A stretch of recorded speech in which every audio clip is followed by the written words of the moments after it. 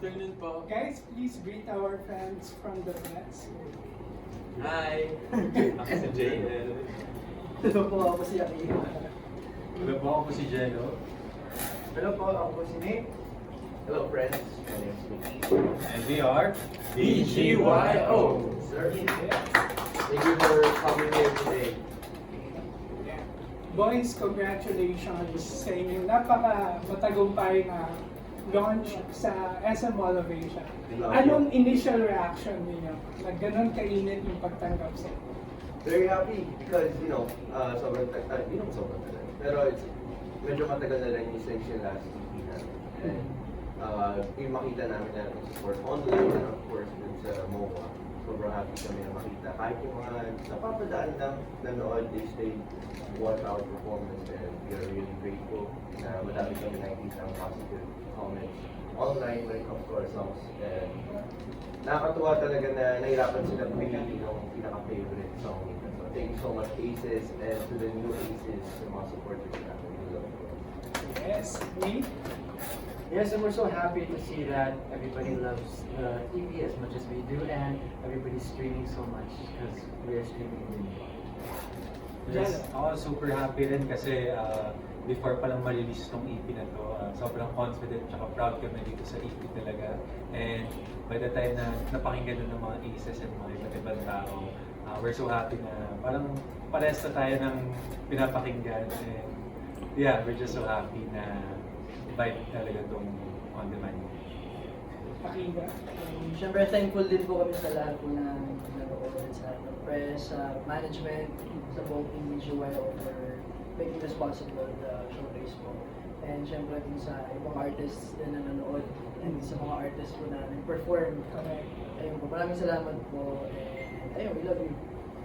Yes, and super thankful din kami kasi after nung EP launch, sobrang ganda ng feedback ng Aces at ng lahat ng mga nakarinig ng bagong EP namin. Correct. And dahil sa sobrang dami ng clamoring, meron kayong i-announce later na mga mall shows. Yes! But before that, our first question will come from Daniela of Paul.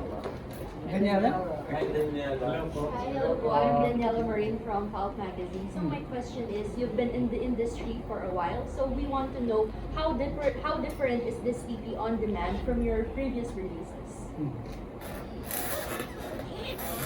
Well, from Headlines EP, it's still similar because some of these songs came from the same music camp that Mickey and I were in. So we released on demand coming off of the same energy and the same vibes as Headlines, but of course with something new. And this EP is 7 different stories with 7 different emotions, where you guys, the listeners, are our main character and we are your leading men. Parang pag pinakinggan mo yung mga songs namin from the EP, parang sa teleserye or movie. Yeah. Yes. Parang ganun yung vibe. Thank you. Thank you. Daniela. Our next question will come from our next representative for Miss Universe, Daniel Krishna of TV Show. No, of course, congratulations. Thank you. Very successful like you did yung naging launch na. But let's talk about the experience having everybody around. It was a free, tama ba? Correct me if I'm wrong. Free ba yung naging Yes. Yeah. How was it, to be able to see all these people supporting you guys? And you've been in the industry for quite some time. Ano lang yung feeling, yung difference lang ba from when you started and now, it was yung third EP na to? Sobrang happy talaga, tsaka sobrang thankful lalo na sa Aces namin kasi sa EP launch namin na nakaraan, may nakikita pa rin kaming mga familiar faces na nandyan since day one. And we're so happy kasi sabi nga namin free yung sa music hall. So natuwa kami kasi kahit yung mga casuals na napadaan lang sa mall, as in nagstay doon and hanggang dulo. And marami rin ako nababasa sa online ng mga Aces na marami silang na convert ng mga casuals na maging Aces dahil sa EP launch na yun. And we're so happy kasi sakto gaganda pa ng mga songs na perform namin dun. Kaya ayun, happy song. For sure, you guys were able to tap on new audience and actors. But I also wanted to ask about the songs dito sa EP na to. Kwento naman sa amin yung process of actually doing this EP. Kasi alam ko hindi na pa gumagawa ng Yes. Not 40, ilan yung songs? Seven. Seven songs. So, iba pa din na na-heard some of you collaborated. May talaga gumawa. Go ahead. Itong EP na to, matagal na namin itong sinimulan, actually. Kasi when me and Nate went to the ABS-CBN Music Camp, that was back in 2024. And we made a whole bunch of songs na nasa archives lang namin. And dinivide namin siya into different EPs. So from that music camp, meron from our past EPs, and also from this on-demand EP na meron kami ngayon. And also this EP na to, pinag-usapan talaga namin together with management, with the label, kung paano namin yung strategy ba, kung paano namin i-release, kailan, and all of that. And it's also a mixture of new songs that we recorded, like Life's Too Short. That was the latest song. Raindrops and Life's Too Short.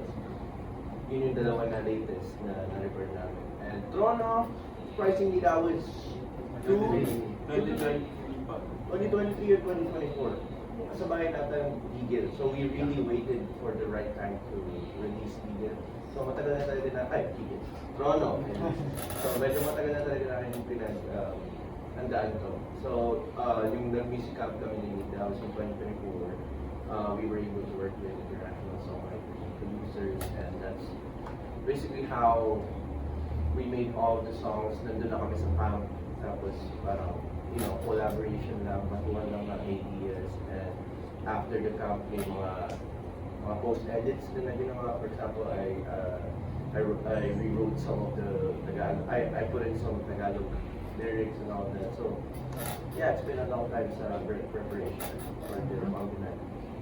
Dito, isa lang yung one Yeah. last question. I really wanted to ask this because I think lahat ng pop groups, meron naman talaga sila nito. What's the goal of BGY this year? We have like 6 months left for the year 2026. Ano yung goal ng BGY?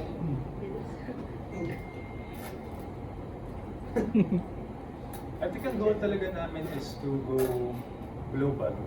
Siyempre, yun naman yung pinaka-goal namin simula umpisa pa lang. And siyempre, importante sa amin na bago kami mag-global, mahalan din kami ng Go Pilipinas, of course. And yeah, gusto lang rin naman namin maiwan na marka bilang BGYOS. Kami yung grupo na hindi takot mag-take risk, mag-grow, and siyempre, mag-share ng kung ano mang true sa amin through our music and performances. Mayor ba? Gusto mag-add?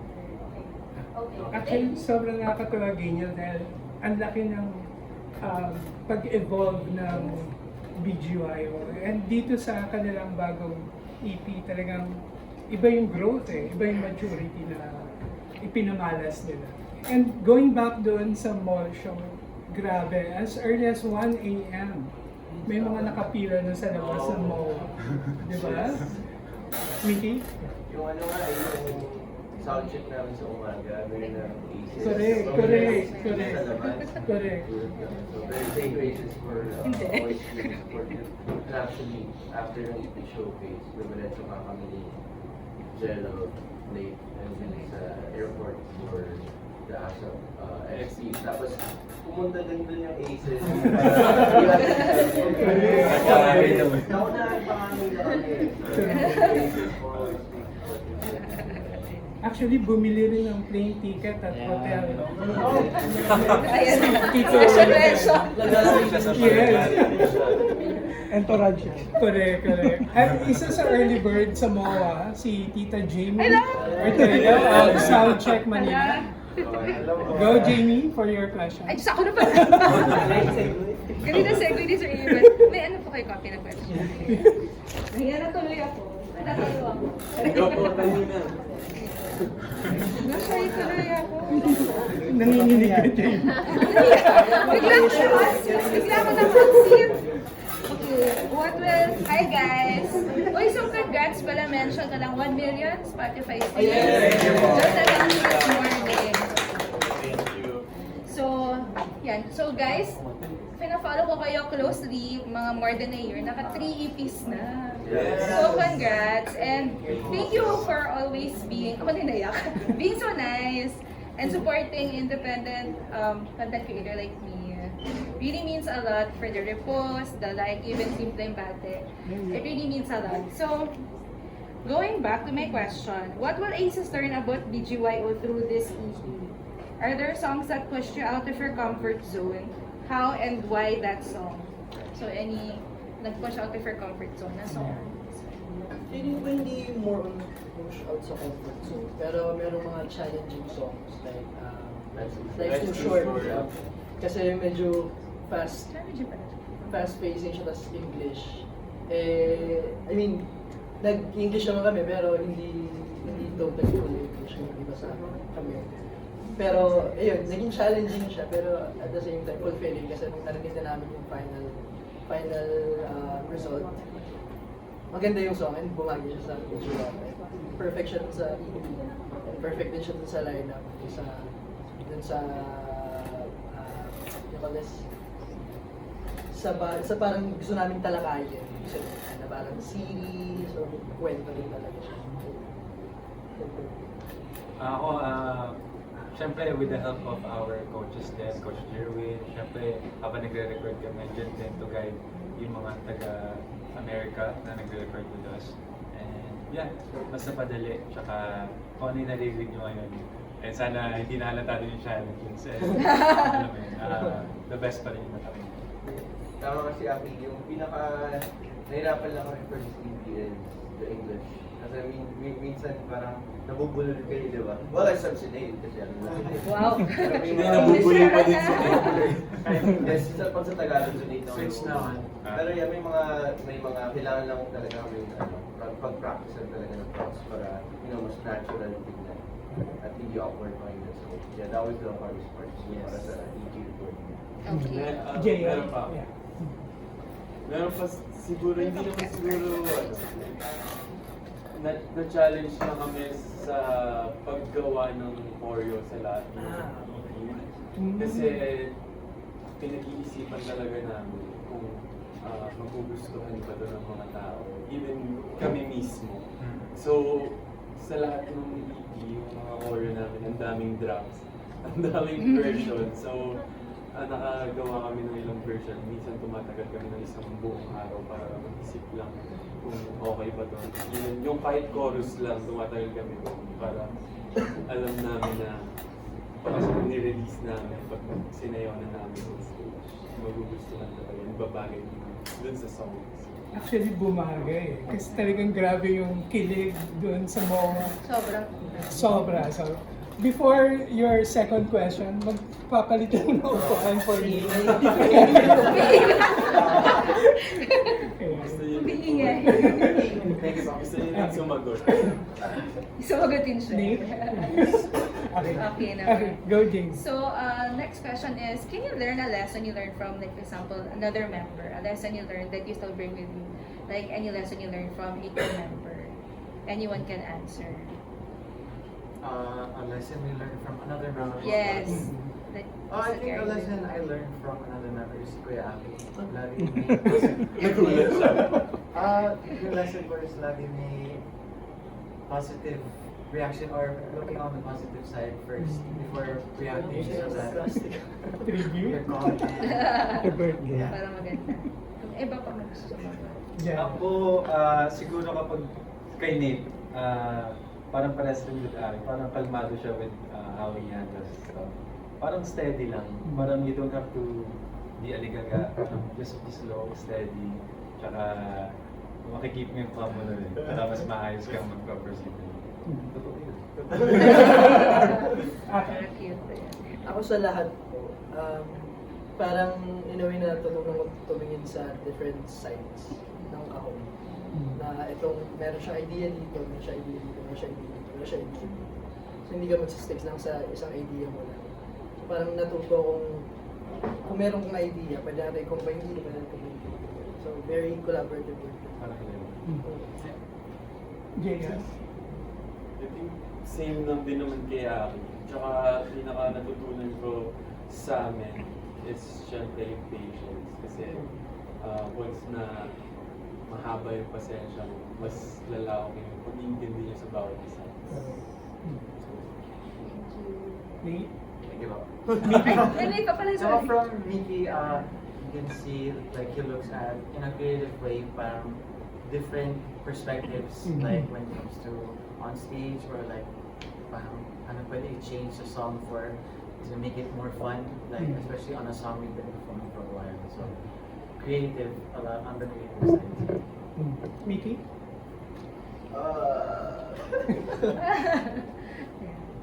Siguro pinaka-natutunan ko sa kanila is paano ko i-combine lahat ng ideas with mahanapin yung common ground. And madami akong natutunan sa kanila and really helped me be. Thank you. Thank you, Jamie. We have a phone-in question from Tito Alan Sangkon of Stars Photog and Abante. Kamusta ang inyong experience sa inyong first teleserye? Born to Shine. Nagugulat kami kasi after ipalabas yun sa Born to Shine, marami na kami naririnig sa mga casuals or pag lumalapit sa amin na nakikilala kami through Born to Shine. Kaya ang saya kasi yung role namin doon as BGY ulit naman. So habang nasa set kami, I mean kahit maaga, as in masaya yung energy. Siyempre, ang sarap din makasama ng mga ibang mga cast doon, yung production, mga babae. They help us too, tsaka parang warm sila sa amin, kaya we all work together. Siguro yung pinaka naging challenge lang namin doon is magpigil ng tawa. Kasi pag kagrupo mo or kakilala mo yung work mo, Nag-acting. pag seryoso yung scene, tapos kakilala mo siya, hindi mo pigilan talaga tumawa. So, ayun. Iniiwasan na lang namin magtinginan sa mata para matuloy, para hindi cut ng director. Correct. And, yeah, Aki. Ako po naging memorable sa akin yung acting ni Nathan Mickey. Bakit? Kasi first time ko sila makitang umacting na Wow. may lines. Ito, gusto lang niya maging puno dati. Tapos naging aso. Ngayon, as video I Si Mickey talagang music video, doon ko siya first time nakita umacting. Pero kaya yung may lines, kaya yung acting talaga na with emotions and everything. Right. Nate? Your acting experience? Kahit yung night before, sobrang nervous ako. Pero on set, buti andyan yung BGYO members para may confidence ako. And me and Miggy enjoyed my first time and it's successful. Correct. Na-enjoy din ni Nate yung chicken na hawak. Mga improve yung nakatawa nila. Kunin ko yung chicken nung kasama na kunin ko yung chicken. Tapos nag-cut habang hawak ko yung chicken. Siyempre, for continuation, kailangan hawak ko pa rin yung chicken.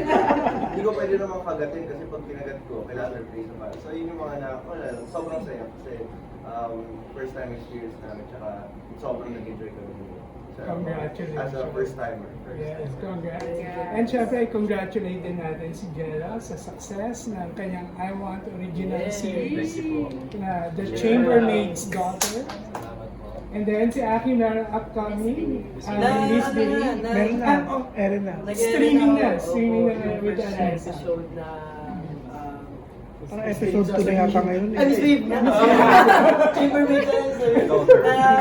Nag-air na po yung first episode ng Miss Babe. And later, Wednesday, 8 p.m., mag-release na yung second episode namin.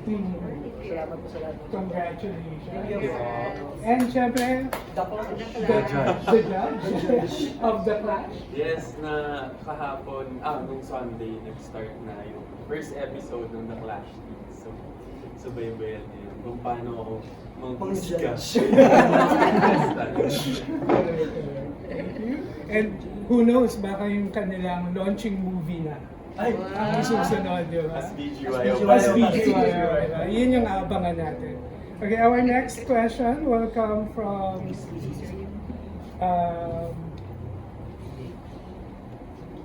Viel Dungo of Cinema One. Team, go ahead.